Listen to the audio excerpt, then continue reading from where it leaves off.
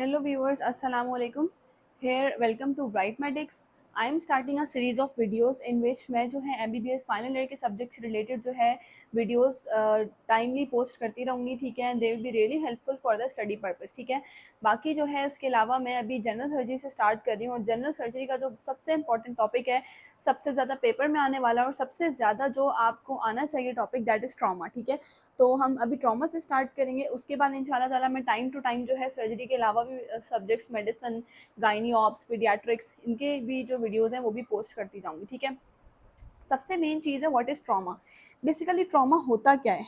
अब ट्रॉमा के लिए ना आपके जो मेन क्वेश्चंस बनते हैं ना, वो इसी चीज़ से बनते हैं कि क्योंकि अगर मल्टीपल पेशेंट्स आ जाते हैं इमरजेंसी के अंदर. इमरजेंसी एक ऐसी जगह है जहाँ पे पेशेंट्स का फ्लो रहता है, ठीक है. अब मल्टीपल पेशेंट्स है, कोई पेशेंट ऐसा है जो कि हेड इंजरी के साथ है, जिसका जो है जिसका फॉर एग्जांपल जीसीएस अगर उसका डिस्टर्ब है, ठीक है, तो you have very limited time window for that patient कि आप उसके लिए इंटरवेंशन करें, ठीक है. हर पेशेंट के फैक्टर्स डिफरेंट होते हैं, हर पेशेंट की इंजरी डिफरेंट होती है, उसके जो रिस्पॉन्स का टाइम है वो डिफरेंट होता है, उसकी प्रेजेंट कंडीशन डिफरेंट होती है, ठीक है. कुछ पेशेंट्स होते हैं जो बहुत सीवियर किस्म की इंजरीज के साथ आते हैं, तो जो इंजरी सीवियर होती है तो आपके पास आपको फ़ौरन क्विक रिस्पॉन्स करना होता है, तो वहाँ पे आपके पास रिस्पॉन्स टाइम कम हो जाता है, ठीक है. तो यूजुअली पेपर में क्वेश्चन इसी तरह से बनते हैं कि फॉर एग्जांपल एक पेशेंट आया ईआर के अंदर, उसकी कंडीशन डिफरेंट है, उसमें वो कोई आपको कोई भी सीरियस सी कंडीशन दे देंगे, ठीक है. उसके अलावा एक और ईआर में पेशेंट आया, उसकी कंडीशन समवट स्टेबलाइज्ड है, तो आप पहले किसको प्रेफर करेंगे, ठीक है. तो इस तरह के क्वेश्चन इस चैप्टर में से बनते हैं और ये चैप्टर बेसिक है, ठीक है. ये चैप्टर इंपॉर्टेंट है, ये बेसिक है. और I will follow Bailey and Love, ठीक है. उसके साथ आप चाहें तो कोई शॉर्ट बुक फॉलो कर सकते हैं, लेकिन क्योंकि बेली जो है that is the main course book, तो मैं वो फॉलो करूँगी. और कोई भी अगर मेरी वीडियोस देखेगा along with the short book एनी, you can follow Dogar, you can follow Irfan Masood, ठीक है. सर्जरी जो इरफान मसूद जो है सर्जरी की, वो भी आप फॉलो कर सकते हैं, ठीक है. ओके.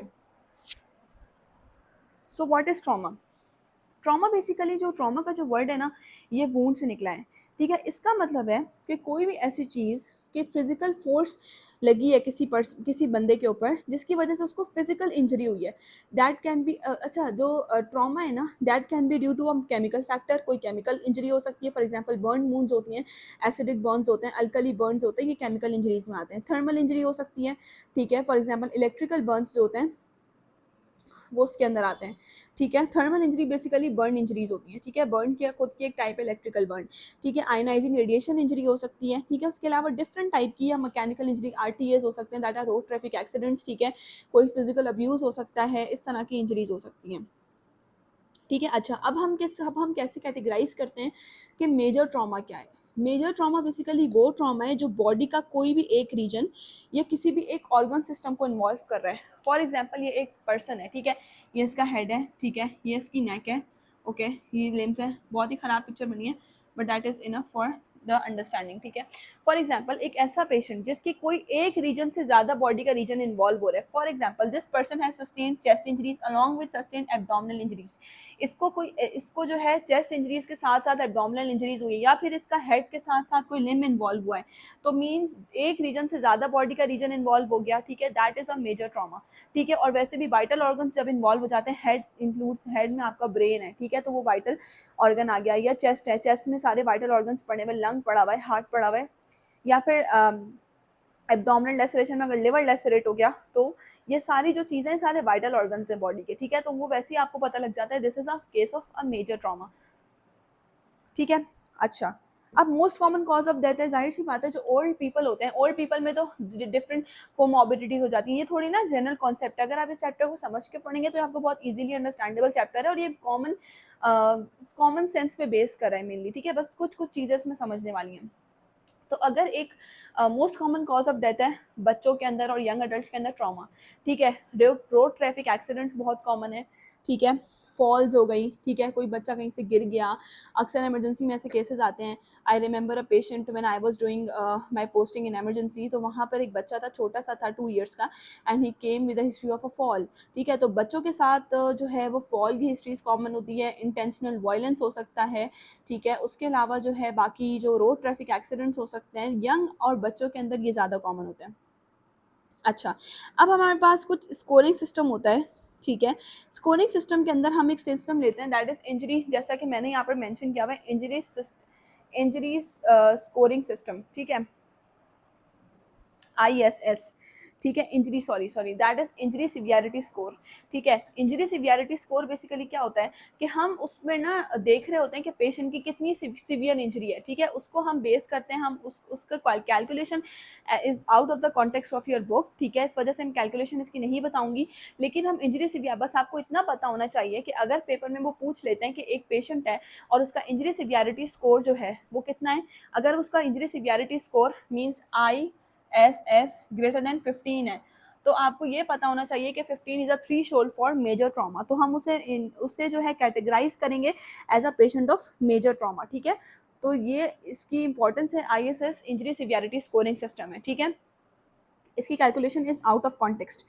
ओके, सो उसके बाद हम आते हैं कि कुछ जो है, कुछ आपके पास एज की इंपॉर्टेंस है, जैसा कि मैंने बताया, फॉर एग्जांपल एक ओल्ड पेशेंट है, ठीक है, ओल्ड पेशेंट आ रहा है, ओल्ड पेशेंट फॉर एग्जांपल किसी लॉन्ग बोन के फ्रैक्चर के साथ आ रहा है, तो एक चीज़ तो आपके माइंड में वैसी आएगी कि he might have any comorbid, ठीक है, he might have any pathologic fracture, हो सकता है उसकी ओल्ड एज में वैसे बहुत सारी चीज़ें चल रही होती है, बोन मिनरल डेंसिटी पेशेंट की वैसे डिक्रीज हो जाती है, ठीक है, उसके अलावा जो है उसकी कोमॉर्बिडिटीज चल रही होती है, तो इस वजह से हो सकता है कि उसको फॉल की वजह से फ्रैक्चर हुआ हो, ठीक है। जबकि अगर यंग अडल्ट इस केस में आता है तो आपका उस सिनेरियो डिफरेंट हो जाएगा, ठीक है, आपका माइंड डिफरेंट जाएगा कि हो सकता है there might be a case of RTA, road traffic accident की वजह से उसकी जो है वो फ्रैक्चर हुआ है, ठीक है, या फिर fall from a height during jumping, या कुछ इस तरह के उसके अंदर जो है उसका फ्रैक्चर हुआ है, तो एज की इंपॉर्टेंस है, ठीक है। फ्रेजिलिटी फ्रैक्चर्स हो जाते हैं ओल्ड लोगों के अंदर, ठीक है। लेकिन ट्रॉमा के अंदर ना मोस्ट पेशेंट जो होते हैं वो, अगर उनको टाइमली मैनेज, टाइम की बहुत इंपॉर्टेंस है ट्रॉमा के अंदर, अगर उन पेशेंट को टाइमली मैनेज किया जाएगा तो पेशेंट ईजिली रिकवर कर जाता है, ठीक है। अच्छा, अब एक और चीज़ होती है, we have NAI, that is non accidental injury, that is non accidental injury, NAI का मतलब ये है कि नॉन एक्सीडेंटल इंजरी, ठीक है। इसका मतलब ये है कि कभी कभी ऐसा होता है कि पेशेंट जो है वो ठीक से हिस्ट्री नहीं देते ट्रॉमा के अंदर, ठीक है, इमरजेंसी में पेशेंट आते हैं, ठीक से हिस्ट्री नहीं देते, आप जब पेशेंट की जो कंडीशन है उसको देखेंगे तो वो पेशेंट की हिस्ट्री से डिफर कर रही होगी, ठीक है, तो वहाँ पे आपका माइंड कोरिलेट नहीं कर पाएगा चीज़ों को, मैकेनिज्म ऑफ इंजरी कोरिलेट करना चाहिए, लेकिन वहाँ पे आपका माइंड कोरिलेट नहीं कर पाएगा, ठीक है, ऐसा अक्सर होता है, तो फिर आपका माइंड दूसरी तरफ चलना चाहिए कि that might be a non accidental injury का केस ही हो सकता है, और हो भी सकता है कि पेशेंट है या जो भी अटेंडेंट है, whoever is giving the history, that might be hiding something, ठीक है। फॉर एग्जाम्पल एक बच्चा आता है, ठीक है, वो आता है लॉन्ग बोन के फ्रैक्चर के साथ, ठीक है, अब आपने उसको देखा, आपने उसको एग्जामिन किया, वो बच्चा बहुत साइकोलॉजिकली डरा डरा सा आपको फील हो रहा है कि वो साइकोलॉजिकली बहुत डरा डरा सा है, ठीक है। उसके बाद भी आपने उसको थोड़ा सा कॉन्फिडेंस में लेके, थोड़ा सा प्यार से आपने उसको एग्जामिन किया, एग्जामिन करते हैं तो आपको उसकी बॉडी पे ब्रूजेस मिलते हैं, डिफरेंट पार्ट्स पे ब्रूजेस मिलते हैं, उसकी आर्म्स पे, उसके लिप्स पे, उसके बॉडी पे, तो that might be a case of a physical abuse, ठीक है, चाइल्ड अब्यूज का केस हो सकता है, ठीक है। तो this is an example of a non accidental injury, ठीक है, फोर्ज हिस्ट्री दे रहे होते हैं अटेंडेंट्स इन केसेस में, ठीक है, तो this is an example of a non accidental injury, ठीक है। ओके, उसके बाद हम आते हैं कि टाइमलाइन, टाइमलाइन क्या है, टाइमलाइन की क्या इंपॉर्टेंस है, ठीक है। बेसिकली जो है ना, हमारा जो पूरा का पूरा पेशेंट की मैनेजमेंट है, उसे कॉम्प्लिकेशन से बचाना, उसे अर्ली मोर्टेलिटी और मॉर्बिडिटी से बचाना, और अर्ली उसको जो है वो उसको बेहतर करना, उसकी कंडीशन को बेहतर करना, उसको जो है वो अर्ली उसको क्या कहेंगे, रिहेबिलिटेट करना, ठीक है। तो ये हमारा बेस करता है कि हम कितनी टाइमली उसको मैनेज करते हैं, उसकी कंडीशन को, ठीक है। तो टाइम लाइन की बहुत इंपॉर्टेंस है, बहुत ही ज़्यादा इंपॉर्टेंस है एक ट्रॉमा पेशेंट के अंदर। What is time zero, time zero वो टाइम होता है हमारे पास, बेसिकली जो टाइम लाइन है ना वो स्टार्ट होती है टाइम ज़ीरो से, ठीक है। अब टाइम ज़ीरो वो टाइम है इंजरी से पहले का time, when patient was fully okay, ठीक है, यहाँ से स्टार्ट हो रहा है, फॉर एग्जाम्पल यहाँ से स्टार्ट हो रही है, ये हम आते हैं टाइम ज़ीरो। टाइम ज़ीरो ये कि उसके ट्रॉमा से पहले का टाइम, जब पेशेंट का बेस लाइन्स बिल्कुल नॉर्मल थे, patient was in state of, उसका पैरासिम्पैथेटिक सिस्टम एक्टिवेटेड था, बेस लाइन सारे हार्ट रेट हो गया, टेम्परेचर हो गया, सब कुछ बिल्कुल बेस लाइन पे था, दिस इज टाइम ज़ीरो, ठीक है। फिर यहाँ पर कहीं पर इंजरी हुई उसको, ठीक है, ये हमारे पास, ये यहाँ पर उसको कोई ट्रॉमा हुआ, ठीक है। उसके बाद से हमारे पास स्टार्ट हो जाता है क्रिटिकल टाइम विंडो, ये ट्रॉमा हुआ ना, ट्रॉमा के बाद से this is whole critical time window, ठीक है। क्रिटिकल टाइम विंडो का मतलब ये है कि ये आपका क्रिटिकल टाइम है, ठीक है, इसमें आपने पेशेंट को, इसी में आपने पेशेंट को सेव करना और मोर्टेलिटी और मॉर्बिडिटी से बचाना है, ठीक है। अब अपनी इसके लिए हमने इस क्रिटिकल टाइम विंडो को 2 में डिवाइड कर लिया, ठीक है। अब ये समझने वाली चीज़ है कि ये पूरा, this is whole critical time window, ठीक है। अब हमने इसको 2 में डिवाइड कर लिया। एक होता है असेसमेंट टाइम, दूसरा होता है रिस्पॉन्स टाइम। हमने फ़ौरन से पेशेंट को असेस करना है, उसकी कंडीशन को समझना है कि इसको बेसिकली हुआ क्या है, ठीक है। और उसको जो है, फॉर एग्जांपल एक पेशेंट आता है, ठीक है, हमने देखना है कि अगर एक पेशेंट है फॉर एग्जांपल आरटीए के बाद आया है, ठीक है, लेकिन वो उसका जो है आरटीए के अंदर हमें उसकी हिप बोन पे लगी है, लेकिन हिप बोन से कहीं पे हमें, जब हमने उसको एग्जामिन किया, हमें कहीं पे ब्रूजिंग, कहीं पे कुछ नहीं मिला, but that patient is haemodynamically unstable, ठीक है। तो हमारा माइंड फौरन जाना चाहिए कि ये फीमर फ्रैक्चर है, that might be a femur neck fracture, जो कि बहुत ज़्यादा प्रोफ्यूजली ब्लीड कर रहा है, उसकी वजह से इसका हीमोडायनेमिक इंस्टेबिलिटी आ रही है, ठीक है। तो हमने फ़ौरन से क्या करना है, यहाँ पे हमने उसको एसेस करना है, कंडीशन को एसेस करना है, और उसके बाद हमने टाइमली अपना रिस्पॉन्स देना है उसको वो करने के लिए। जितना कम आप, क्रिटिकल टाइम सेम रहता है, ठीक है, दैट डिपेंड्स ऑन पेशेंट। जितना आप असेसमेंट टाइम लेंगे ना, ठीक है, असेसमेंट टाइम आपका कम से कम होना चाहिए, उतना ही ज़्यादा आपके पास रिस्पॉन्स टाइम बच जाएगा पेशेंट के लिए। समझ रहे मेरी बात? बात ये है कि आप उसकी कंडीशन को एसेस करने के लिए जितना कम टाइम लेंगे, उतना ही ज़्यादा आपके पास टाइम होगा कि आप उससे टाइमली रिस्पॉन्स करके उसे सेव कर सकें, ठीक है। तो this is the time line कि हमारे पास सबसे पहले टाइम 0 पे पेशेंट बेस लाइन्स पे था, फिर ट्रॉमा हुआ, उसके बाद हमारी स्टार्ट होती है क्रिटिकल टाइम विंडो, जिसके अंदर हमारे पास एक होता है असेसमेंट टाइम, ठीक है। The less you take the time to assess the patient, the more you have time for the to respond to the condition and to save the patient, ठीक है। पेशेंट के सेव करने के लिए एक एक लम्हा कीमती होता है उस टाइम पे, ठीक है। So this is the time line concept, ठीक है। फॉर एग्जाम्पल बेली के अंदर एक फिगर भी दी हुई है, अगर आप देखें उसको, तो हमारे पास डिफरेंट कंडीशंस हैं जिसके अंदर आपके पास डिफरेंट टाइम होता है, ठीक है। अगर एयरवे ऑब्स्ट्रक्शन है तो उसके अंदर बिल्कुल मिनिमल सा टाइम है, ठीक है। अगर आपके पास इंट्रा एब्डोमिनल ब्लीडिंग है तो उसके अंदर फिर भी आपके पास थोड़ा सा टाइम है। अगर एक्स्ट्रा ड्यूरल हीमाटोमा है तो हीमाटोमा डेवलप करने में थोड़ा सा टाइम लेगा।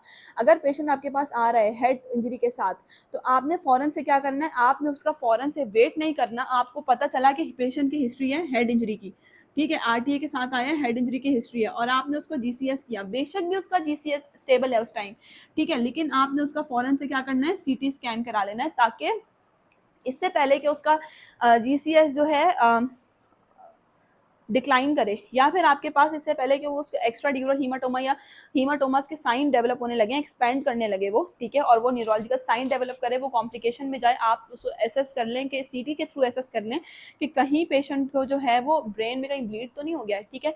So this is the cause कि हम किस तरह, दिस इज़ द वे कि हम किस तरह से ट्रॉमा के पेशेंट्स को मैनेज कर रहे होते हैं, ठीक है। ओके, सो वी हैव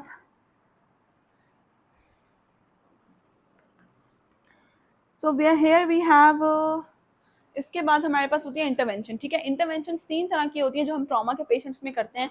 सबसे पहले एक हमारे पास इंटरवेंशन होती है एमरजेंसी इंटरवेंशन। एमरजेंसी इंटरवेंशन सबसे पहले ये होती है कि सबसे पहले हमें उसका जो है वो लाइफ सेव करनी है। एमरजेंसी के अंदर लाइफ सेविंग प्रोसीजर्स आते हैं। फॉर एग्जांपल आपने फ़ौरन से पेशेंट का एयरवे चेक किया, ठीक है, एयरवे किया, ब्रीदिंग सर्कुलेशन, जो ATLS का प्रोटोकॉल आता है लाइफ सेविंग, वो हमारे पास आता है एमरजेंसी के अंदर, ठीक है। क्योंकि एयरवे में अभी बेली के मैंने आपको चार्ट का भी रेफरेंस दिया कि सबसे कम टाइम जो आपका होता है ना, वो एक ऐसा उसका होता है जिसमें एयरवे ऑब्स्ट्रक्टेड होता है, ठीक है। तो उसके अब आगे पढ़ेंगे कि उसको हम किस तरह से जो है वो फ़ौरन ऑब्स्ट्रक्शन को रिलीव कर सकते हैं। लेकिन बस अभी आपने ये समझना है कि एमरजेंसी में वो प्रोसीजर्स आते हैं जो कि लाइफ सेविंग होते हैं। अक्यूट के अंदर वो आते हैं जो हमने further, for example patient haemodynamically unstable था, ठीक है, अब अक्यूट के अंदर क्या आता है, उसकी रीस्टोर करनी है, we need to restore haemodynamic stability, ठीक है। फॉर एग्जांपल उसका बीपी लो जा रहा था, तो हमने उसको जो है फ़ौरन से ब्लीड करा था पेशेंट, हमने उसको कंप्रेस करके उसकी ब्लीडिंग स्टॉप की, उसके बाद हमने जो है फ़ौरन से उसको फ्लूइड्स देना शुरू कर दिया, रिससिटेट कर दिया उसको। This comes in acute. और सेमी इलेक्टिव में वो प्रोसीजर्स आते हैं। फॉर एग्जांपल एक पेशेंट था जो कि हमारे पास था, फ्रैक्चर का पेशेंट था, ठीक है, उसकी एक सर्जरी होना थी, ठीक है, जिसके अंदर उसे जो है इंटरनल फिक्सेशन उसकी होनी थी बोन्स की, ठीक है। तो वो हमारे पास सेमी इलेक्टिव प्रोसीजर्स में आते हैं, जिसके अंदर हम जो है कुछ टाइम तक फिर भी वेट कर सकते हैं, लेकिन एमरजेंसी लाइफ सेविंग वाले में तो हम बिल्कुल वेट नहीं कर सकते, ठीक है। तो ये 3 तरह की इंटरवेंशंस होती हैं। ओके, अब अगली चीज़ हमारे पास आती है सिस्टेमिक अप्रोच। ठीक है, what is systemic approach? Systemic approach ये है कि वही बात है कि हम एक पूरा जो है वो उसके थ्रू अप्रोच करते हैं। ठीक है, कि पेशेंट है, वही मैंने सारा बता दिया कि किस तरह से हमें जो है हमने देखना है कि हमें पेशेंट को किस तरह से जो है वो मैनेज करना है, हमें उसको स्टार्ट उसको असेसमेंट करनी है, उसकी इवैल्यूएशन करनी है, उसको समझना है उसकी कंडीशन को, और फिर हमें उसको टाइमली रिस्पॉन्ड करना है। ठीक है, ठीक है, देन वी हैव, अब हमारे पास आते हैं acute trauma life support, ATLS protocols. ठीक है, ATLS is acute trauma life support, ATLS के प्रोटोकॉल्स हैं। ठीक है, उसके अंदर हमारे पास 3 तरह के सर्वे आते हैं, प्राइमरी सर्वे आता है, सेकेंडरी सर्वे आता है और टर्शरी सर्वे आता है। प्राइमरी सर्वे के अंदर हम बेसिकली देखते हैं कि पेशेंट को जो है सबसे ज़्यादा सबसे लाइफ सेविंग जो काम है वो हम प्राइमरी सर्वे में करते हैं। फॉर एग्जाम्पल जो 4 चीज़ें हम देखते हैं उसकी कौन कौन सी, airway, breathing, ABCDE, airway, breathing, circulation, disability and exposure. ठीक है, ये सब हम देखते हैं प्राइमरी सर्वे के अंदर कि कहीं, क्योंकि अगर उसका एयरवे, ब्रीदिंग कॉम्प्रोमाइजिंग सबसे ज़्यादा, सबसे पेशेंट को जो मोस्ट जल्दी जो पेशेंट को डेथ की तरफ लेके जा रही होती है ना फैक्टर्स, उसमें आपका एयरवे कॉम्प्रोमाइज़ होता है। ठीक है, आपकी ब्रीदिंग कॉम्प्रोमाइज़ होती है, सर्कुलेटरी फेलियर होता है। ठीक है, ये सब चीज़ें होती हैं। ठीक है, ओके, तो फिर हम यहाँ से देखते हैं, उसके बाद हम आते हैं सेकेंडरी सर्वे के ऊपर। सेकेंडरी सर्वे में हम क्या करते हैं, हम पेशेंट को फुली अनकवर करते हैं, उसको उसकी बॉडी को एक्सपोज करते हैं, and we look for further injuries. ठीक है, हम देखते हैं कहीं पे कोई ब्रूजिंग हमें मिल जाए, कहीं कोई एब्डोमिनल लेसरेशन तो नहीं है, कहीं पे कोई हमें कोई ब्रूज, कोई स्कार मार्क, कोई इस तरह की चीज़ मिले, फॉर एग्जाम्पल कोई बुलेट का निशान मिले, हमें नहीं पता कि उसको जो है और क्या बुलेट्स लगी हैं। ठीक है, पेशेंट खुद तो नहीं, पेशेंट इज अनकॉन्शियस है, पेशेंट खुद तो नहीं बताएगा। ठीक है, लेकिन हमें फिर भी उसको पूरा का पूरा अनकवर करके उसकी बॉडी को, पूरी बॉडी को इवैल्यूएट करना होता है to look for other signs of injury, other injuries. ठीक है, और फिर टर्शरी इवैल्यूएशन के अंदर आता है कि we look for the comorbidity, sorry complications. ठीक है, कॉम्प्लिकेशंस देखते हैं और फिर हम उसकी टाइमली इवैल्यूएट करते हैं। फॉर एग्जांपल आपने देखा होगा कि इमरजेंसी के पेशेंट्स के वाइटल्स जो होते हैं वो टाइमली आर्ली ले रहे होते हैं। ठीक है, उसके अलावा हम उसकी जो है ABGs ले रहे होते हैं to check for pH and acidosis. ठीक है, तो ये हमारे पास टर्शरी असेसमेंट होती है पेशेंट की। ठीक है, कि कहीं पेशेंट अचानक से डिटोरिएट तो नहीं कर रहा, कहीं इंटरनल बॉडी ब्लीडिंग तो नहीं हो रही है खुदा न खास्ता, जो कि पेशेंट को इंस्टेबिलिटी की तरफ लेके जा रही है। ठीक है, अब लास्ट हमारे पास एक चीज़ है मैकेनिज्म, एक हमारे पास फॉर्मूला है। ठीक है, जिसके अंदर आता है मैकेनिज्म और पेशेंट, मैकेनिज्म ऑफ इंजरी और पेशेंट। ठीक है, वही बात मैंने आपको बताई कि हमें पेशेंट आके हिस्ट्री देगा या उसके साथ जो भी अटेंडेंट आएगा ना, हम उससे पूछेंगे कि कैसे लगी, तो वो पेशेंट को बताएगा। फॉर एग्जांपल अगर एक गन शॉट का पेशेंट आता है, ठीक है, गन शॉट का पेशेंट आता है, पेशेंट खुद अनकॉन्शियस है, उससे कोई और लेकर आता है और हम उससे पूछते हैं कि गोली का कैसे लगी, तो वो पेशेंट को वो बताएगा कि ये बंदा आगे से भाग रहा था और पीछे से रॉबरी कर रहा था बंदा, उसने उसको हिट, पीछे से बुलेट फायर की है। ठीक है, बुलेट ने उसे पीछे से हिट किया है, तो हमारा माइंड फौरन जाएगा, अच्छा अगर बुलेट ने उसे बैक से हिट किया है तो बुलेट ने क्या क्या चीज़ें, मसल, फेशिया को क्रॉस किया है, और उसके बाद हम उसकी एंट्री वूंड देखेंगे, उसकी एग्जिट वूंड देखेंगे, हम पूरा उसका बुलेट का पाथवे बनाएंगे, क्योंकि बुलेट जो होती है ना वो आपके पास एक कैविटी बनाती है ना बुलेट बॉडी के अंदर। बुलेट जो होती है ना, जो गन शॉट वूंड्स होती हैं, दे फॉर्म अ कैविटी, जो जो चीज़ें वो क्रॉस करेंगी ना वहाँ पे वो एक कैविटी बनाएंगी। ठीक है, तो हमें उसकी एंट्री वूंड देखनी होती है, फिर हमें उसकी बॉडी को, we have to look on the body for the any mark of exit wound. ठीक है, फिर हमने देखना होता है कि एग्जिट वूंड है या नहीं। अगर हमें एंट्री वूंड मिल जाती है, एग्जिट वूंड नहीं मिलती, इसका मतलब bullet is in still inside the body. लेकिन हमें अगर दोनों मिल जाती है, इसका मतलब है कि बुलेट जो है वो बॉडी से बाहर हो गई है, आर पार चली गई है। ठीक है, तो ये मैकेनिज्म है। फिर हम पेशेंट की कंडीशन देखते हैं और फिर हम दोनों को रिलेट करते हैं। ठीक है, अगर हमें जो है कहीं पे लगता है कि जिस तरह मैंने पहले भी एग्जांपल दिया कि पेशेंट की कंडीशन और मैकेनिज्म ऑफ द इंजरी जो पेशेंट की खुद बता रहा है या अटेंडेंट बता रहे हैं वो कोरिलेट नहीं कर रहा, तो we look for others non accidental injury. For example कोई फिजिकल अब्यूज हो सकता है। ठीक है, कोई भी इस तरह की चीज़ हो सकती है। ठीक है, तो we have, you are a doctor, you must know the other ways to. ठीक है, ऐसा नहीं है किसी ने आपको आके डायरेक्ट हिस्ट्री दी तो आपने अपना दिमाग इस्तेमाल करना बंद कर दिया, बल्कि आप जो है वो टोटली उसकी हिस्ट्री पे रिलाई कर रहे हैं। No, we can not. ठीक है, ये हम अपने आप को मुश्किल में डालने वाली बात है कि we can not rely totally on the history. ठीक है, we have to think ourselves कि okay the patient is giving, the attendant और the patient is giving this history, does this correlate with the mechanism, does this correlate with the patient or not। ठीक है, okay, thank you so much. So I will be continuing, इस chapter का थोड़ा सा part अभी आगे रहता है जो कि मैं नेक्स्ट वीडियो में कवर करूँगी। थैंक यू, अल्लाह हाफिज़।